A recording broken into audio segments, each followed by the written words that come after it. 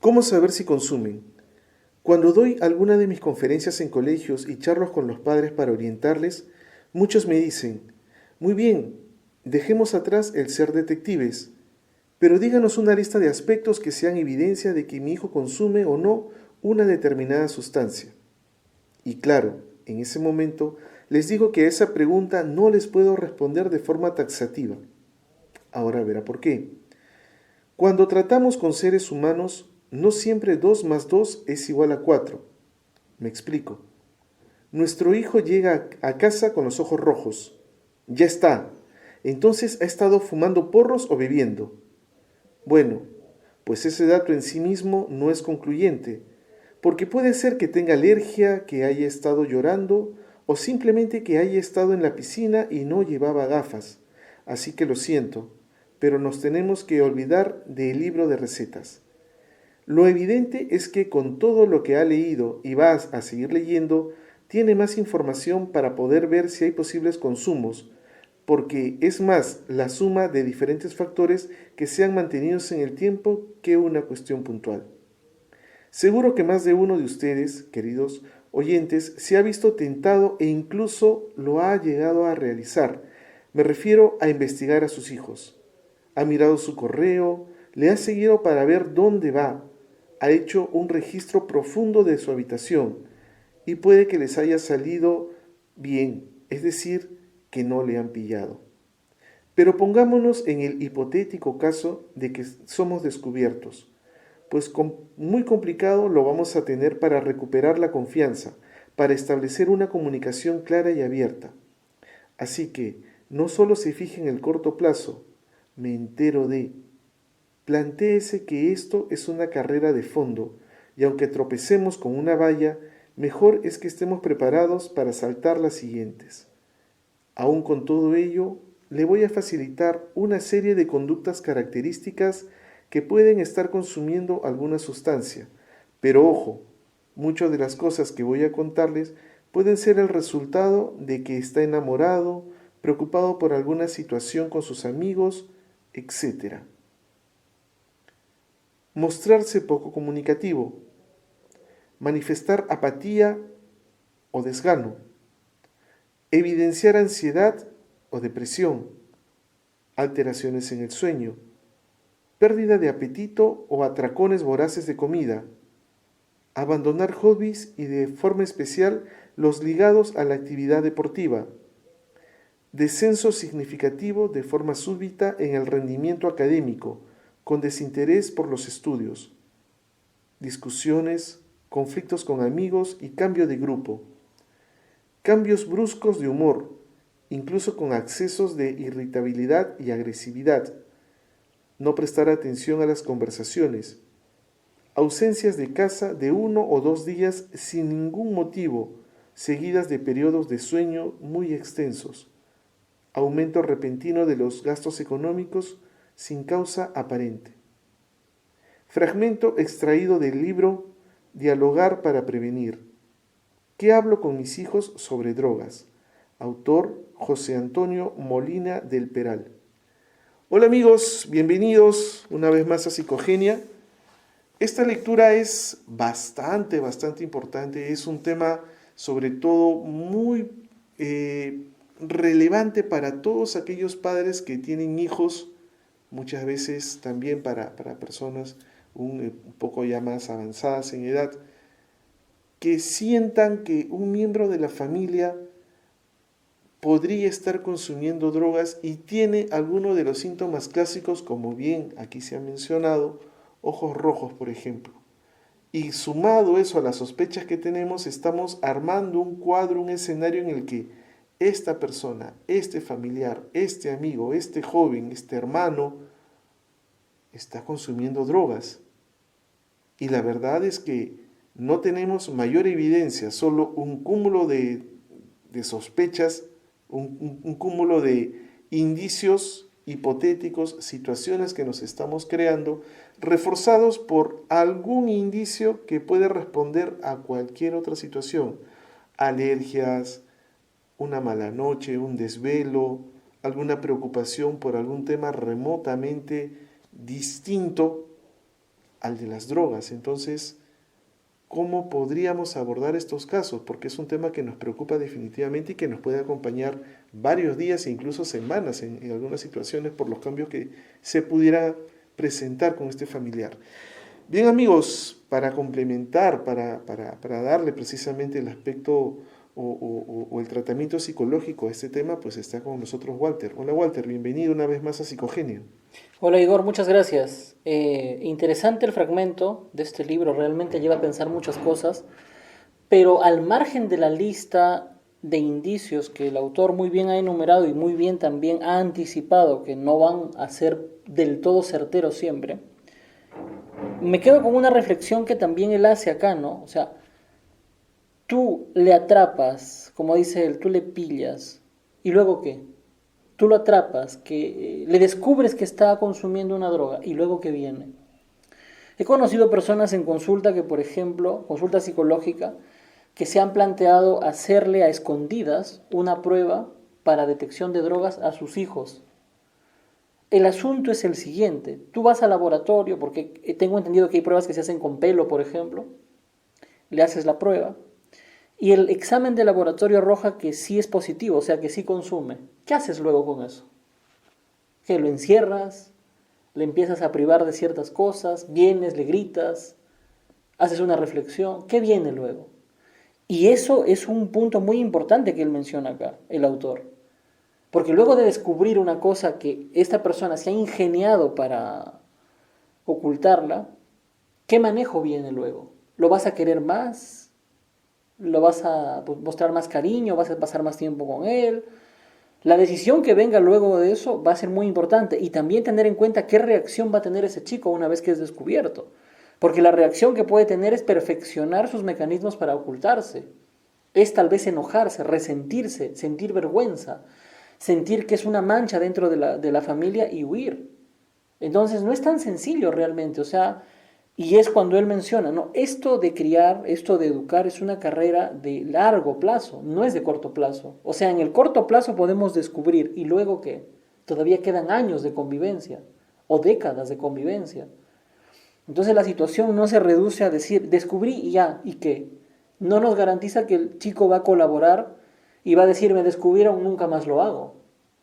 Porque tal vez es la lógica que gobierna, ¿no? Decir, lo descubro, él se da por descubierto y dice, ahora sí nunca más lo hago. Posiblemente funcione en algunos casos, pero en otros no. Entonces, ¿y cómo diferenciar un caso de otro? Entonces, la situación es un poco más compleja. Es importante, claro, mencionar aquí que hay que trabajar mucho las bases de la confianza en la familia. Porque incluso que existen familias, ¿no? Que uno ve donde los chicos, si tienen curiosidad por las drogas, tienen tanta confianza con sus padres que les llegan a decir, tengo curiosidad por tal droga. O que si en algún momento la llegan a probar, tienen una confianza tal que le dicen a sus padres, ¿no? Consumí. O sea, claro, es difícil llegar a esos niveles de confianza, pero hay gente que llega a esos niveles de confianza, ¿no? Hay padres que hacen todo un trabajo previo de conversación con sus hijos y le dicen, mira, en la vida existen las drogas. Y he conocido padres que le dicen así, ¿no? Y tú tienes la libertad, tal vez en algún momento, de consumirlas, pero tiene consecuencias. Y las consecuencias son devastadoras también, ¿no?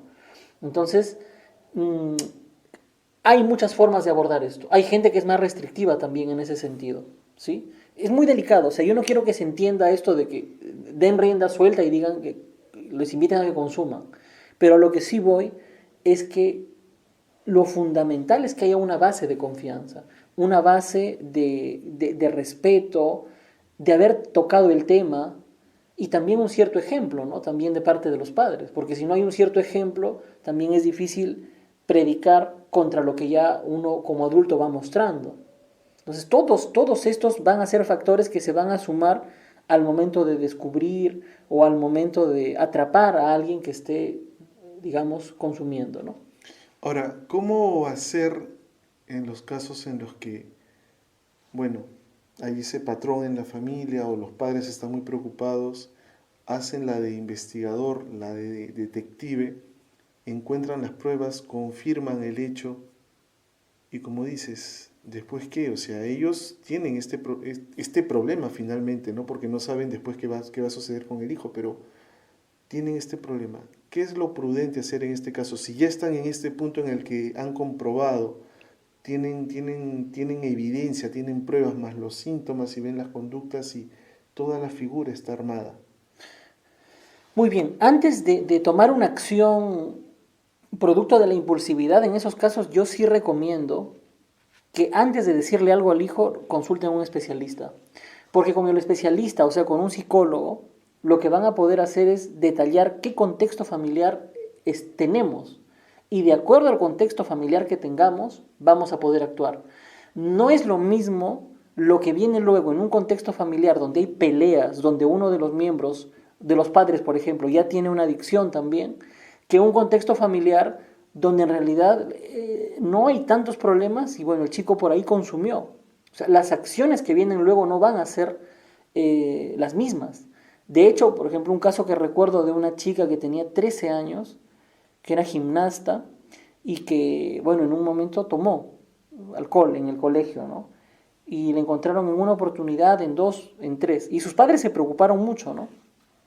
Entonces ellos, antes de tomar una acción, buscaron asesoramiento psicológico y en la asesoría psicológica precisamente, lo que se trató de detallar primero antes de ir a decirle algo era qué condiciones familiares eran las que, digamos, reinaban en esa familia, ¿no?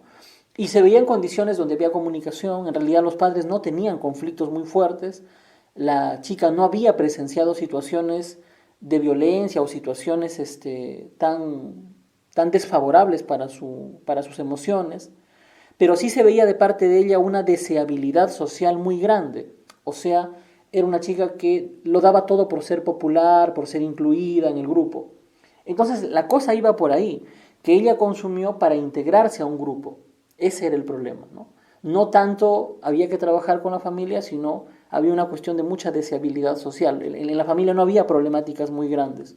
Y diríamos que era un caso de pronóstico favorable también, porque era cuestión de guiarla un poco en lo que había pasado, guiarla un poco en la cuestión de habilidades sociales y hacerle ver que el hecho de querer encajar en determinado espacio, en determinado grupo, no necesariamente debía conllevar a lo que había hecho.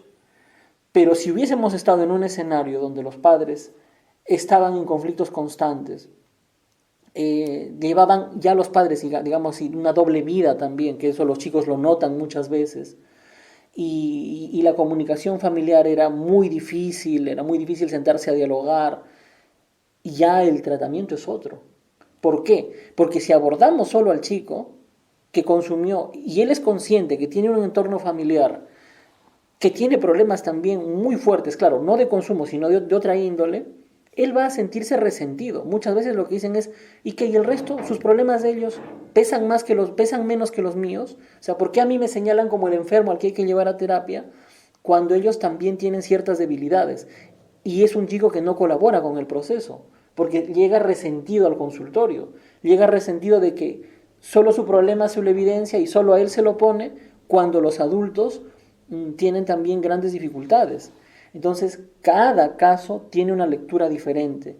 En cada caso hay que evaluar dinámica familiar, cómo va, qué tipo de problemáticas hay, si hay una base de confianza, si no hay una confianza, si ya estamos con padres, como repito, que están haciendo una doble vida tal vez, y el procedimiento que viene luego va a ser distinto.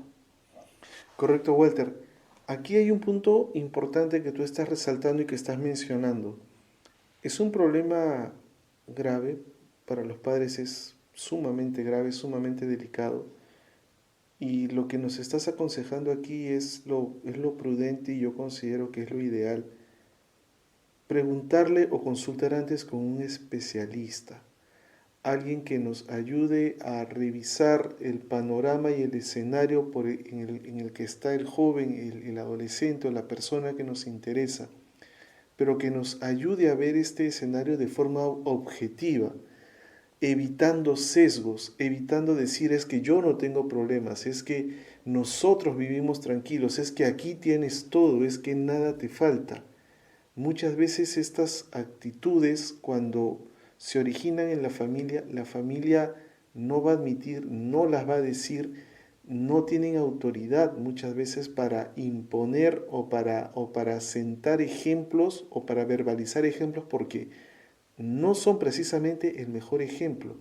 ¿Quién mejor que un especialista que ayude a reconocer la familia, el núcleo, cómo está, cuál es el rol que cada uno de ellos asume y en este escenario analizar el joven y el contexto del joven para precisamente con todo este panorama abordar un método de atención para evitar de que precisamente este problema se siga agudizando, siga creciendo? Entonces, ¿cuán importante es el rol de un especialista y también de la familia que tenga la actitud para desnudarse frente a este especialista y que pueda conocer cómo es la familia? Porque finalmente también esta actitud en los jóvenes podría ser la consecuencia de la actitud de la familia en general.